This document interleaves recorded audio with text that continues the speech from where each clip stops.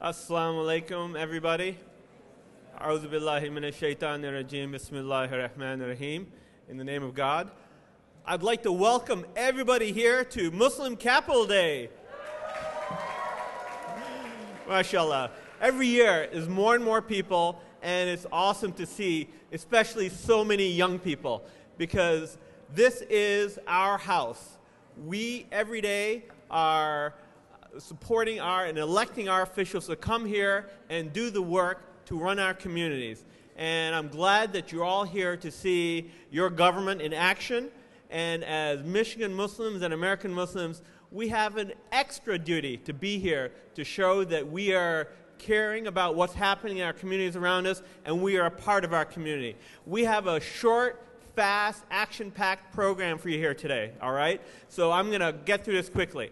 We are so lucky to have a wonderful MC and wonderful host for this who's going to take off, who's going to lead this afternoon for us. Her name is Siham Jaffer. Many of you might have seen her on TV. She has a wonderful program on WDH-TV where she interviews local guests and celebrities.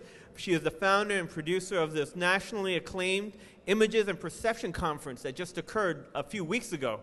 And she's the CEO of 3D Consulting and Communications, where she's going to be introducing the guests and the program. We're going to have the Pledge of Allegiance. We're going to have the national anthem. We're going to have some of our local leaders and imams speak to us. We're very privileged this time around to have our imams come all the way from their mosques from across Michigan to visit us here today. These imams are our leaders. They're our spiritual guides. Our imams come together every month with the Imams Council. Imam Ilahi is one of the co-chairs of the council, and thank you so much, Imam, for coming. And Imam Mustafa Al-Turk is also here, and inshallah you'll hear from both of them as the afternoon progresses. But without any further ado, Siham. Thank you, Dr. Ahmed. Welcome, everyone, to the Michigan Muslim Capital Day. Give yourselves a round of applause for being here. The Michigan Muslim Community Council is one who has tremendous outreach. They not only sponsor today, but they also sponsor different medical offices to give medical care to the poor. They feed the hungry, and they believe strongly in being part of the political process. So learn as much as you can today, absorb it all in, because you are going to do the voting very, very soon, and you're going to have it in your hands to change our legislation, to make it more positive for you and for me, for our neighbors, for everyone involved. So make sure you think about voting and educate yourselves about all the things that are happening. I'm sure you've heard things about our roads, about our different politicians. Listen to the news, but go further and educate yourselves on the facts. All right, thank you all for being here today. We have some wonderful students from the Lansing Islamic School who are going to be reciting verses from the Quran. I'd like to call up Aman and Iman. Aman will be speaking in Arabic, and Iman will be translating in English. Please give them a round of applause. أعوذ بالله من الشيطان الرجيم واعتصموا بحبل الله جميعا ولا تفرقوا واذكروا نعمة الله عليكم إذ كنتم أعداء فألف بين قلوبكم فأصبحتم بنعمته إخوانا وكنتم على شفا حفرة من النار فأنقذكم منها كذلك يبين الله لكم آياته لعلكم يهتدون. And hold firmly to the rope of Allah and together and do not become divided. And remember the favor of Allah upon you, when you were enemies and He brought your hearts together and you became by His favor brothers. And you were on the edge of a pit of the fire and He saved you from it. Thus does Allah make clear to you His verses that you may be guided.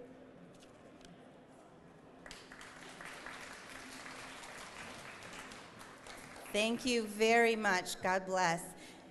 We have a treat for you. We have Asaya Imani Ziad from the Muslim Center. She's a vocalist and a songwriter, and she is going to start us off this morning with the national anthem. Please give her a round of applause and welcome her.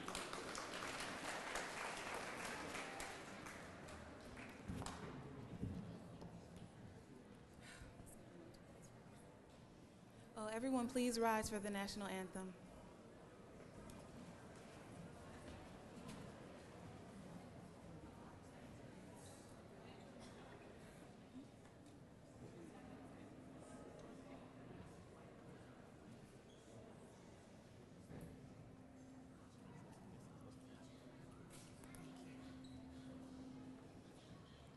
Oh, say, can you see by the dawn's early light what so proudly we hail at the twilight's last gleaming, whose broad stripes and bright stars through the perilous fight o'er the ramparts we watched were so gallantly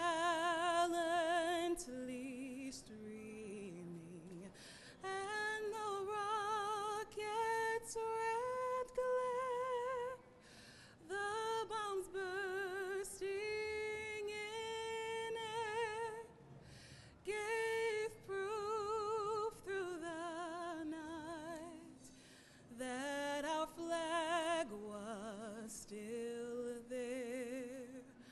Oh, say, does that star-spangled banner yet wave o'er the land of the free and the home of the brave?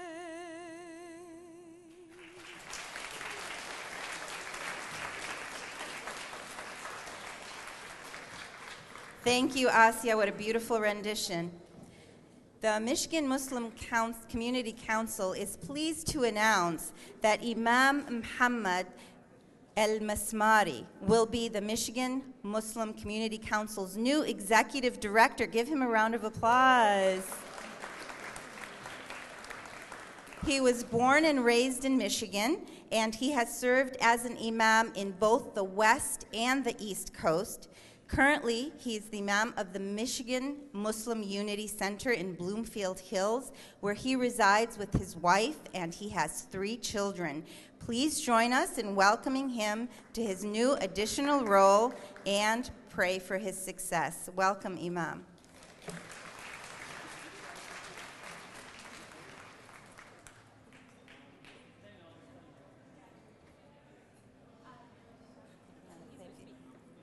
You're going to say a few words?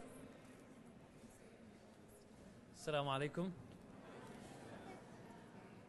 I wasn't told that I was going to say anything. So, alhamdulillah, alhamdulillah. I thank the MMCC. May Allah reward them all. I thank the leadership in the MMCC. I am blessed to be part of it. I was always part of it, regardless if I was the executive director or not. It is an organization that we need to support as Muslims living in Michigan. I thank the hidden soldiers, the volunteers. Dr. Muzammil, is Sister Amina here? Can we give her a round of applause?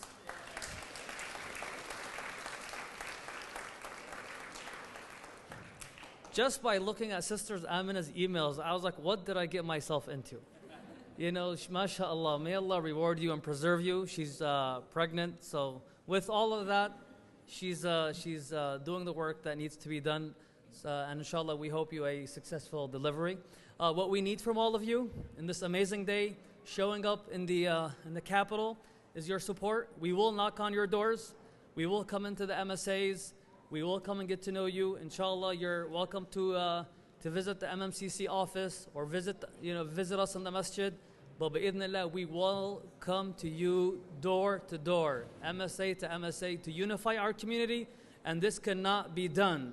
This goal will never be achieved without you. So please understand your importance, understand your role, regardless of our leadership and how influential we are in our communities. Without you, we cannot succeed. This is not to make you feel good. This is a fact. So please realize your importance and show your support. Send your emails if you're willing to volunteer. If you are someone with a talent that can be used, and alhamdulillah, I know all of you are, please call in and show us your support, and we will see a change in the coming years, inshallah. Assalamu alaikum.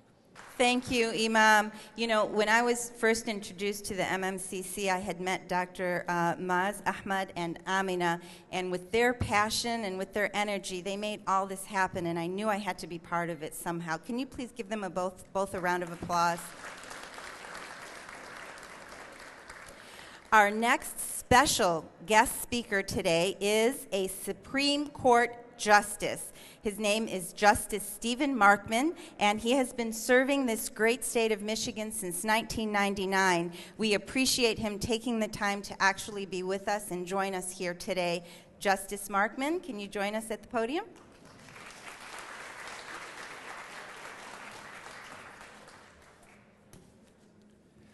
Well, it's great to be here on Michigan Muslim Capital Day. This is indeed, as the moderator said earlier, your house. This is the place where you determine who's going to work in this house, and you determine whether or not they're doing a good job. And if the people working in your house are not doing a good job, what are your options? You can put new people in the house. And that's true of all of government, because we have a Republican or representative form of government in which the people who serve you are the people that you've selected. They're the people you've selected to work in this part of the House, the legislature, the part of the House that's nearby where the governor works, and the part of the House in which I work, which is the Hall of Justice a few blocks down, in which your court system is located. If we don't behave, and if we don't do the kinds of things that you want us to do, if we don't adopt the policies and make the decisions that you think are appropriate, it is your opportunity to change those who are representing you. And that's because the first three words of your constitutions, and each of you in the United States lives under two constitutions. You live under the United States Constitution, which was ratified about 250 years ago, and you live under the Constitution of your state here in Michigan, which was ratified about 175 years ago.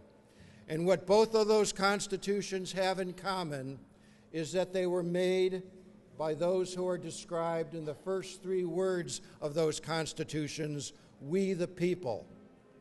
We the people have ratified and enacted the United States Constitution in Washington, and we the people have enacted and ratified the Michigan Constitution here in our state. And what do constitutions do?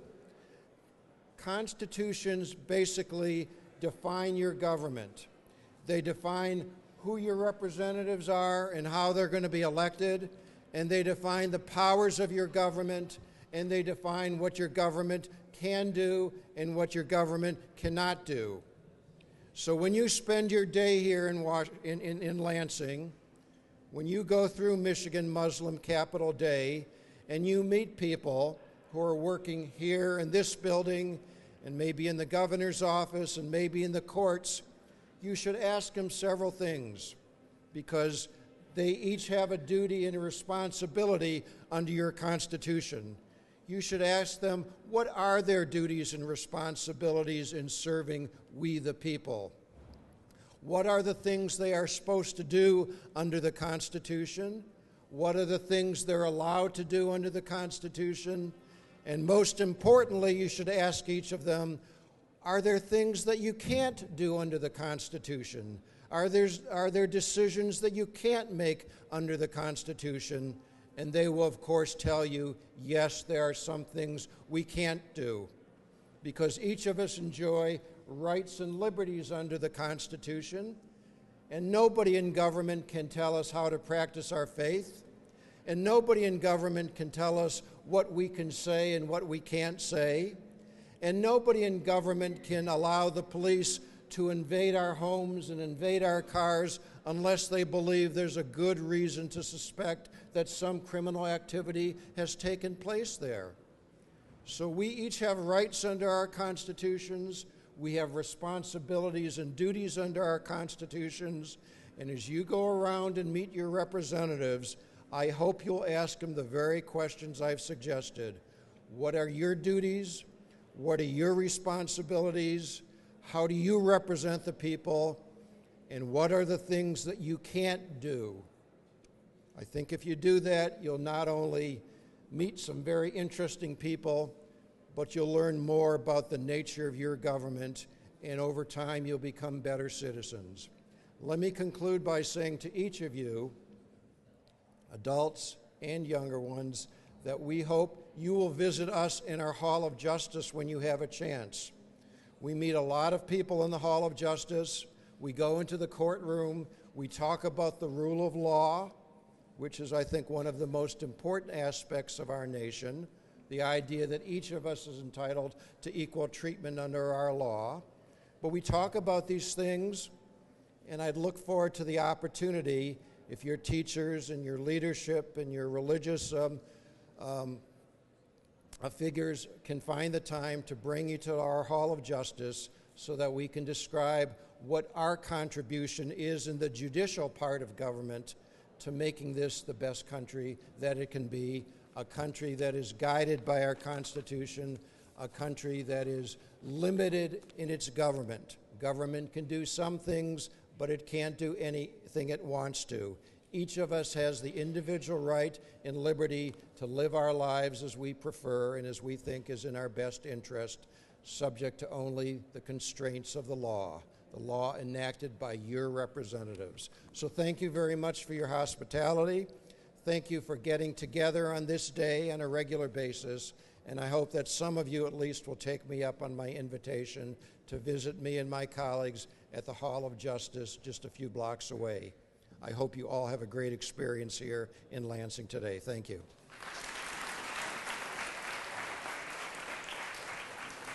Thank you, Justice Markman, and thank you for your role in upholding our Constitution. The next individual we have that's going to address us today is someone who is not afraid to speak up, someone who is not afraid to bring issues that need to be in focus, and someone that sometimes goes against the grain for the good of all. I would like to introduce to you Executive Director of the CARE, which is the Council on Islamic Relations here in Michigan, and a voice for civil rights, Mr. Dawood Walid. Assalamu alaikum. Bismillah ar-Rahman ar-Rahim. I want to see how many of the younger people were listening earlier when the first speaker and chairman of MMCC, Dr. Muzammil Ahmed, he spoke about where we're at, and he spoke about this being a house. And I want to know, whose house is this? Whose house is this? This is our house. This means that we aren't guests here, we aren't strangers here, and that we have just as much right of ownership of this government here in the state of Michigan, just as Michiganians of other ethnicities and other religious groups. This is our house, equally our house. And within this framework, brothers and sisters, younger and older, we are here to, of course, show the diversity of our community, but also we are here to speak about issues that are important to all Michiganians. And as a person who's involved in civil rights, I have a suggestion of two issues that you can discuss with your state senators and your representatives today. The first of those is that it is my suggestion that we ask our state senators on both sides of the aisle to support legislation to make body cameras for police officers the law of the state of Michigan.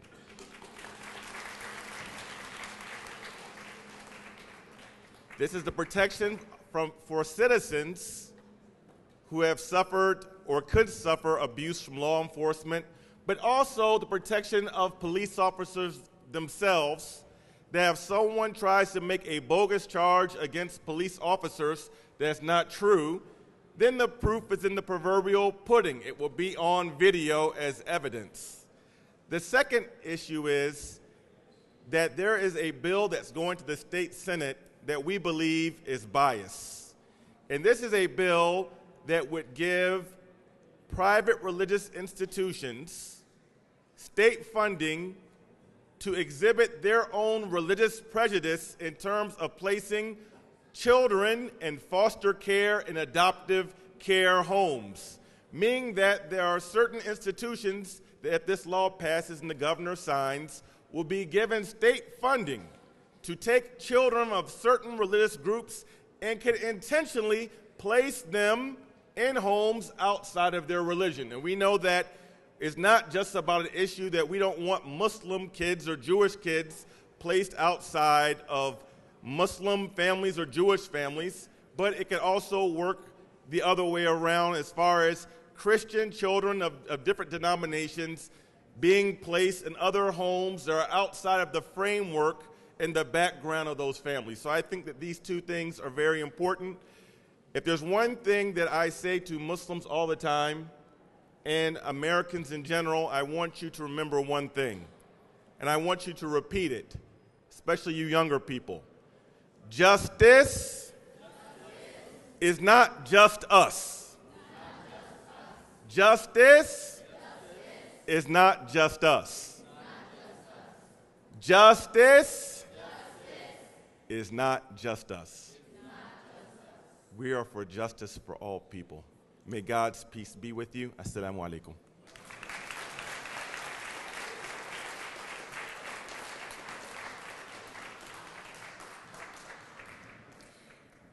Thank you. Now we have quite a treat. She's a sophomore at Plymouth Canton High School, and she was also on the basketball team, president of the school's Muslim Students Association, and she's also a spoken word artist. Please help me welcome Khadija Muhammad.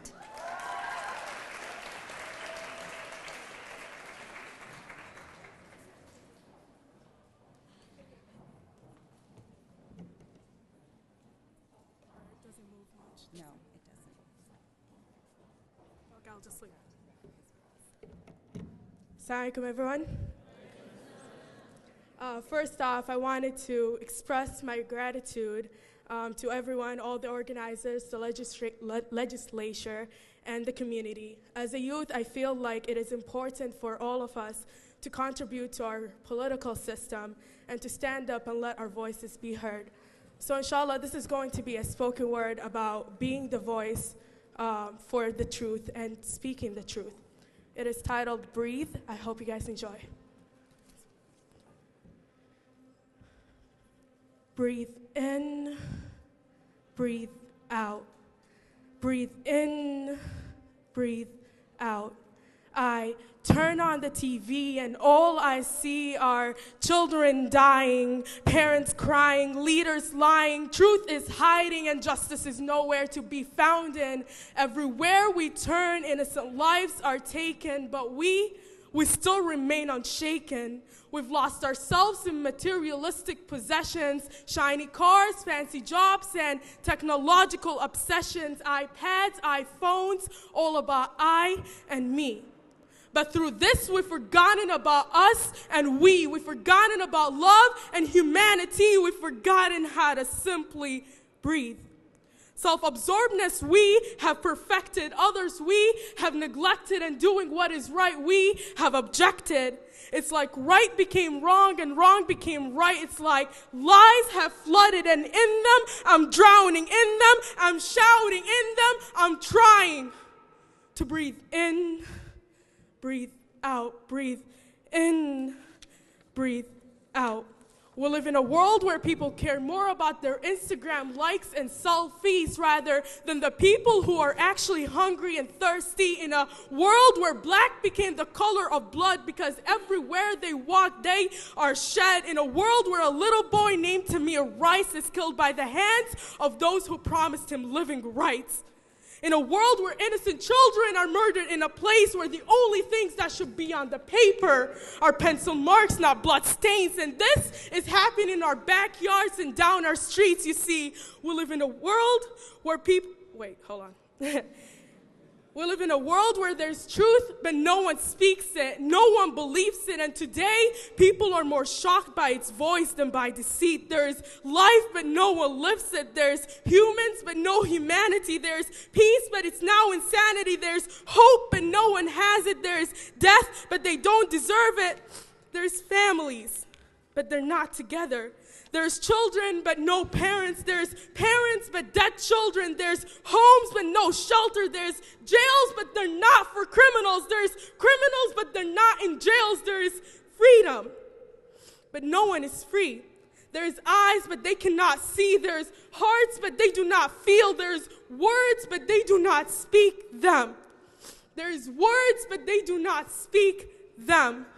You see, Diya, Yusur, and Razan killed heartlessly by an ignorant man, so I only fear the day would come when the gun of ignorance is pointed at me and the bullet of hate is set free, and no one will speak, no one will hear my screams, no one will save me.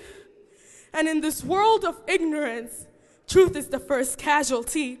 They tell you black people are violent, Muslims are terrorists, and you must remain silent. Close your eyes, don't say a word. It's like injustice became a cloth put right over my mouth. It's like lies have flooded, and in them, I'm drowning in them, I'm shouting in them, I'm trying to breathe in, breathe out, breathe in, breathe out. You see, if rain can bring change and make beautiful things grow, I wonder how much blood needs to be shed in order to bring change and take away this sorrow. And if breathing keeps me alive, I wonder how much more suffocating I can take before I can no longer survive. I wonder, when will we realize that in order to bring change, we must genuinely change within? You see, I wish my skin color didn't define if I'm a Trayvon or a Zimmerman. I wish the scarf on my head didn't stereotype if I'm a devout Christian or a Taliban. I wish the world was simply blind. I wish we only heard the screams of the oppressed and the silent cries. I wish the world went to war for change, not change. I wish the world went to war for change, not change. And even though this world is engulfing me in lies, this world is suffocating me alive, I continue to breathe in, breathe out, breathe in, breathe out until I can no longer be silenced. Thank you.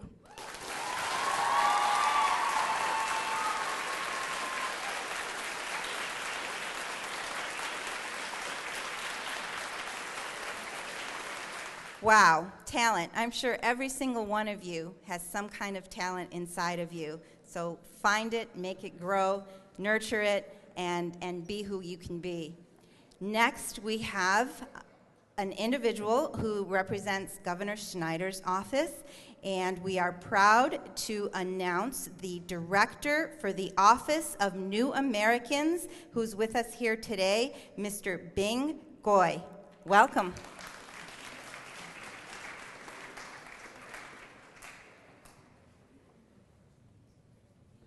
I am also speechless. I thank you so much for those words. It reminds me of another person who spoke eloquently about justice and about the need for us to come together. And that is the words of Dr. Martin Luther King, in which he said, "Injustice anywhere is a threat to justice everywhere."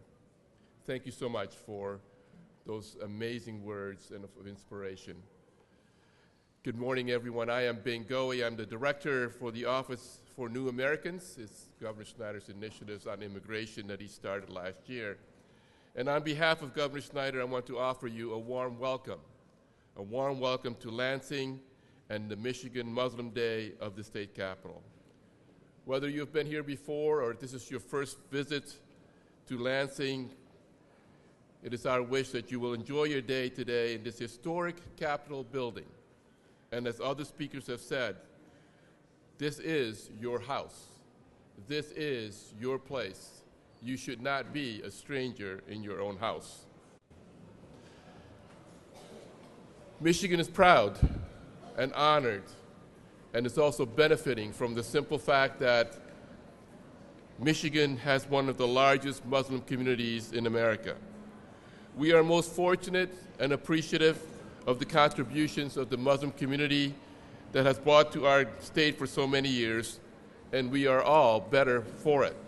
So today, we want to welcome you and want to thank you for being a part of Michigan, for your contributions, and we look forward to future contributions with all of you.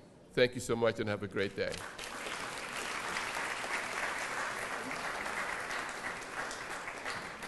Thank you for those words. For the students in this room, I want to give you an assignment. I want you to research the Office of New Americans. It's very, very important, and I want you to find out exactly what they do and try to get involved somehow. Next, we have a wonderful individual, and I want you to remember that President Obama started his political career as a community organizer. This individual is a community organizer for APIA Vote Michigan and worked part-time as MMCC's community organizer. You might be looking at the next president, Sana Khan.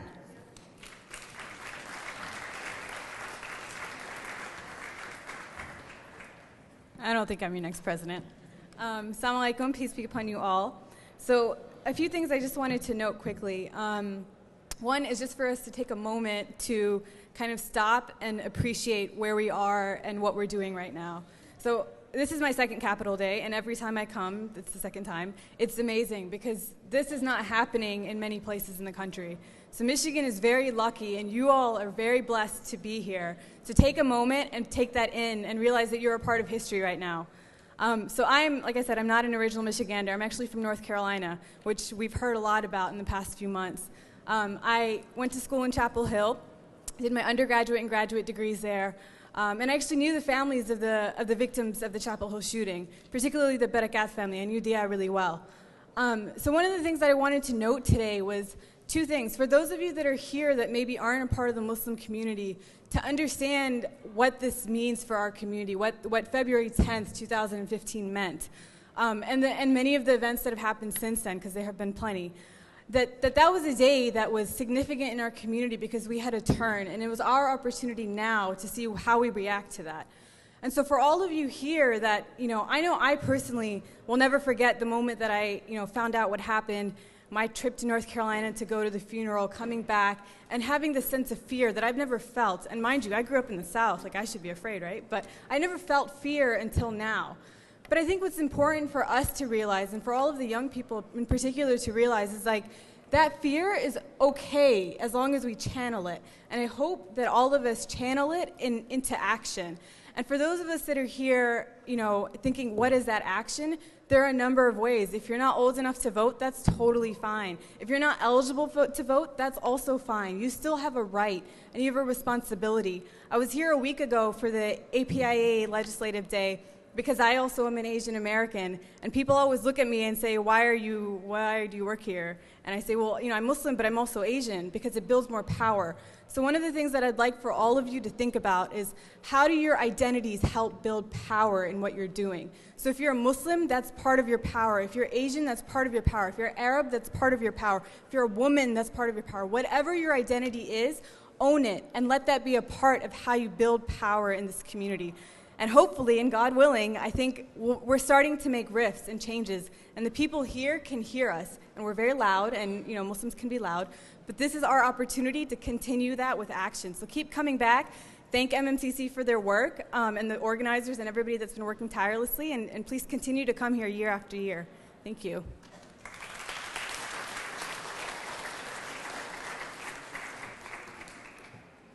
Thank you, Sanat. Our next speaker is a loyal supporter of the Muslim community and acts as co-host for the Michigan Muslim Capital Day. He is on the he's a Democratic floor leader. So please help me welcome Representative Tim Greimel.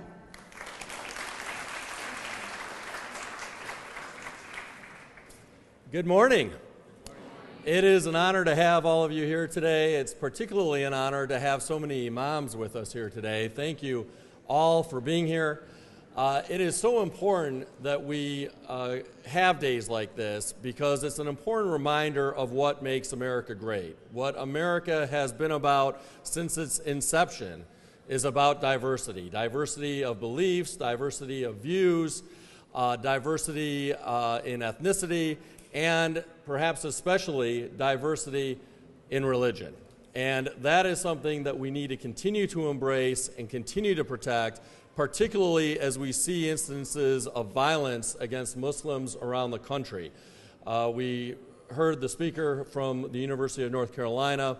Obviously, it's a reminder of the very tragic events that occurred recently in North Carolina, and a reminder of the hate crimes that occur far, far too often, even now in the 21st century. We need to stand up and say, no, we're not going to accept this kind of behavior, we're not going to accept hatred, we're not going to accept intolerance, and that we as Americans are going to stand together regardless of religion, regardless of ethnicity, regardless of ancestry. We are going to stand as one and make sure that America is a place that welcomes all people, no matter where in the world they're from, no matter what their religious beliefs. That's what we as House Democrats stand for. It's what we fight for day in and day out here in Lansing. And it's important, too, as we hear bills considered that are often framed as religious freedom bills, but are often designed to only give real freedom of religion to Christians, that we stand up and say all religions must be treated equally. We're not going to play favoritism to any one religion. So thank you all for being here. We stand with you as we fight for increased tolerance, more respect, and true equality in America, and especially here in Michigan. So thank you for all that you do. Thank you for being here. Please call on me or my fellow caucus members if we can be of assistance in any way. Thanks for all that you do. State Representative Greimel, I believe, was talking about the human element, and that's what connects each and every one of us. Not the color of our skin, not our names, not where we come from, but it's the human element that connects us all, and that's a very, very important message.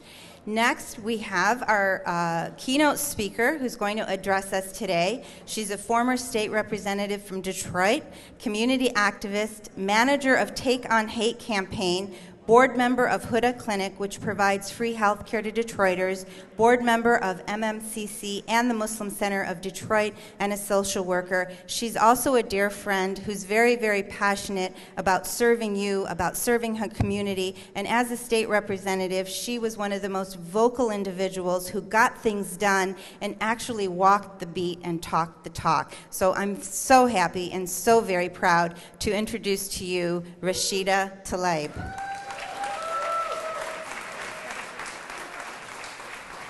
Assalamu alaikum. I want to reiterate what Brother Dawood said earlier today. This is our house, that we're not guests here today.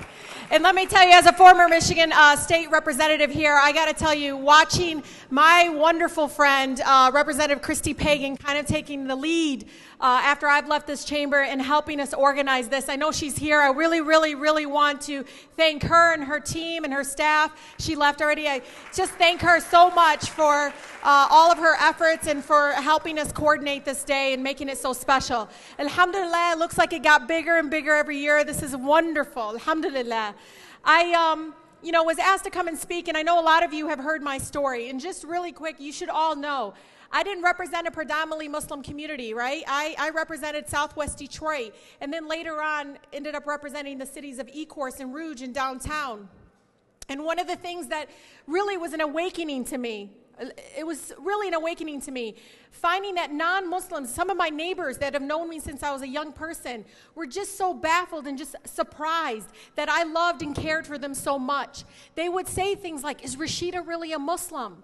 And, you know, those things to me, I mean, I kind of laughed it off, but it was serious. The stereotypes that people might have about who we are, that we don't want to serve, that we don't want to be part of our communities, that we don't care about the similar issues that they care about, right? We are Americans. And no one should ever dehumanize us or make us feel less American, because we truly are part of every neighborhood community that we live and breathe in and raise our families in. When I was serving here in the legislature, I loved the fact that people approached me and asked me questions about Islam. But you know, one of the things that I always said to people, you do not have to read the Quran to know that you have to respect another person, a human being. You don't have to read the Quran to know that this person is a peaceful person, to understand us more. Have a conversation with us. One of the things that I was really pushing for in the webinar, and then talking to a lot of you that are going to be meeting with state representatives and state senators, is that I want you to talk about the schools you went to, hobbies, things like that. Those kinds of connections are what's going to resonate with a lot of these elected officials. We can talk about the policy issues, and we will. We will demand all those things that we think are important, that make our state much more welcoming. And inshallah, one day we will see those actually pass and being supported by bipartisan effort. But in the meantime, I need you to share. I need you to be authentic and genuine when you have these conversations with these elected officials. 80%, brothers and sisters, many of these elected officials that you're going to encounter today end up on the federal level. They end up either getting appointed or going on to the congressional level, or working again in some sort of capacity on the federal level. So you need to be engaging them now at the local level when you have that direct access and that connection. But inshallah, as you all go and talk to them, and make sure, I want to see pictures, tweets. You know, I'm looking at you young people. How many of you have cell phones? Yeah, I know. See, you're like 6 years old and you have cell phones. I want you to literally take pictures, tweet them out. Make sure you do the hashtag MI Muslim Capital Day, and show the fact that we are engaging our elected officials and our public servants that are our voice here in Lansing on a number of issues, not only on education and healthcare, but a number of things that we all see on an everyday basis. I, work on the campaign to take on hate. And some of you may have heard this story, but it's really important. I, was raised by Palestinian parents, immigrants, and, we were very poor in Southwest Detroit. I'm the eldest of 14, say mashallah. And one of the things that I realized, the strives and the challenges that my parents went to was because they didn't want us, and they don't want you all to repeat kind of the struggles that you have. I don't care if your parents were born in the United States or not. They always want better for us, right? And one day, I get an email of a cartoon in the USA Today. It was a publication that depicted Muslims as Nazis. And I've had, my people ask me for my birth certificate in committee here, really derogatory, bigotry comments towards me as a state representative, death. Literally, a good Muslim is a dead one, letters to my office. You name it, I have encountered many of those obstacles and that discrimination in those racist actions. But this cartoon, for some reason, instantly, I thought of my parents. And I thought to myself, everything they worked hard for is being jeopardized by the increase in Islamophobic activity, not only by mainstream media, by people that are leaders, that are elected, that think they can say things about us, about our community, about fellow Americans, and that make us a target not only for hate, but for violence. And it was really baffling to me, and I thought to myself, what can I do? And Access was really asking me to run the campaign to take on hate. How many of you have your button? And the campaign to take on hate, hey Robert, the campaign to take on hate is really it is a national movement, but it really is moving towards humanizing all of us, through like some of the victims of hate crimes, actually talking about them not as, oh, this Muslim whose family's originally from Somalia and this is what happened to him, but saying that he's a father of two, that this is what he'd like to do as a hobby, humanizing who we are, humanizing the fact that this was a fellow American that was targeted and killed solely based on their faith. I was also taken aback by the fact that this woman who confessed in court that she pushed a man onto the tracks and killed him because she thought he was Muslim. He was Hindu, but she did it because she thought he was Muslim. She got manslaughter instead of get the book thrown at her. To me, that dehumanized it. I was so upset, thinking to myself, why did she get a lesser crime? That was a worse crime that anybody could have ever done, was target somebody based on their faith or their ethnicity or their color. And those are the things that Take on Hate is combating, that Take on Hate is pushing for. And so when you're here and you're pushing for policy, you're going to get this paper, and it's going to talk about not only the federal reforms that we need to do, but the resolution that Representative Pagan is pushing for, alhamdulillah, and asking colleagues to support in fighting against bias and discriminatory and things that are against who we are as a country. Our values as this country, I always tell people, what's happening and all this murderous thugs and all these things that are happening, allowing that hatred and that violence come here onto our land, into our country, they win. They win, brothers and sisters. And that's why we need to remind people that American values and our principles is about justice, is about fairness. We do not target someone, no matter what they feel, no matter who they love, no matter anything. We specifically focus on the human aspect, the fact that we all are good and kind people until you do something and then somebody's like, oh, well, I don't like that person. Fine. But trying to combat this hate and this kind of movement towards being accepted, almost encouraged sometimes by mainstream media, of how they depict us as Muslims. And so I want you to stand proud. I want you to walk through these halls and talk to the elected officials, and proud to be American Muslims, proud to be all the beautiful ethnic and colors that you all are. Embrace it. Be proud as you walk through here, because they represent you equally as the person next door, your next door neighbor, who might not share the same faith, who might not share the same immigrant story. So thank you so much. Assalamu alaikum. And I am so, so proud of all the Michigan Muslim Community Council folks that really worked hard. And let's give a round of applause to Amina. She did such a great job, and she works extremely, extremely hard. And I want to thank Sister Amina for just such a wonderful effort. Thank you so much. Assalamu alaikum. Energy, that's what makes you successful. Doesn't Mrs. Slibe have energy? Give her a round of applause. There's an individual you've been hearing about pretty much of the day, and she is actually the Director of Operations for the Michigan Muslim Council and Capital Day Program Manager. So she has been very instrumental in bringing us all here together today. She sits on a lot of interfaith conversations. She talks to our state legislators constantly and is always bringing concerns to the forefront. I would like you to give a huge round of applause to a wonderful worker, a wonderful mom, and an exceptional Director of Operations, Miss Amina Ekbal. Amina Ekbal.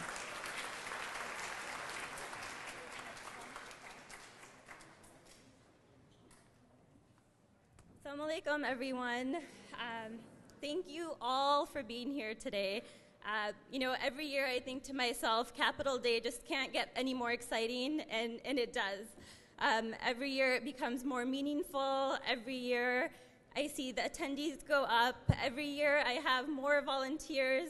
We have more dedicated staff. We have dedicated board members. And really today wouldn't have been possible without you. I'm looking forward to working with Imam Al-Masmuri, and I'd like to say he said, he's scared of my emails. I have to reply that, those emails that are sent out, the people who actually reply to them, they're the ones that deserve the round of applause. So thank you for not ignoring my emails. And really, I didn't have much time to prepare anything for today, but I would like to say that the reason why I am so excited every year, it's because of you. For those of you who don't know my background, I'm actually a teacher by profession. So I've taught for many, many years mostly in Islamic schools, public schools, and private schools too. And so I always thought to myself, nothing is more rewarding than teaching. Then I became a mom, and being around kids 24/7, I wanted to, just have I did sort of a self-reflection, got into the nonprofit world, and I enjoyed it so much and found it just as rewarding, if not more rewarding, to work with the Michigan Muslim Community Council as, first the civic engagement coordinator, then the outreach director, and now the director of operations. So, and the reason why I, keep sort of going, I ask myself this question every year, when Capital Day comes, I want to put my family through all the stress that they have to deal with me being stressed? And, I tell myself yes, because I open those emails that MMCC receives, and, the emails that we get, particularly one student, the first year we did this in a tent, we received an email, and he talked about how Capital Day empowered him so much that he actually wrote about it in his personal statement to Harvard. And now he's a freshman at Harvard at the age of 16. So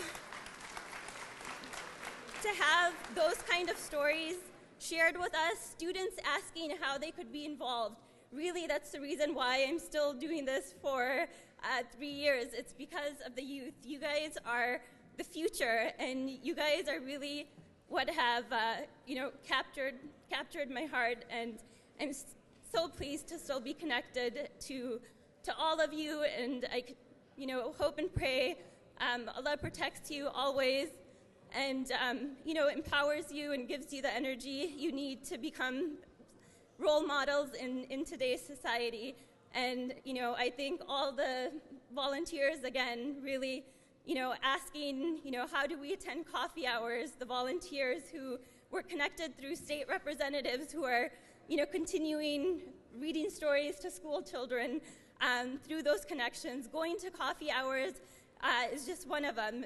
They're inviting legislators to interfaith events to their schools, and inshallah, I hope it just continues to grow. And just remember, it's an individual who can make all the difference. We have one student at Harvard. All of you, can do it, be empowered, be role models in your communities, serve others, because that's where leadership begins. And inshallah, I hope you keep coming back to the Capitol and our voices just get stronger.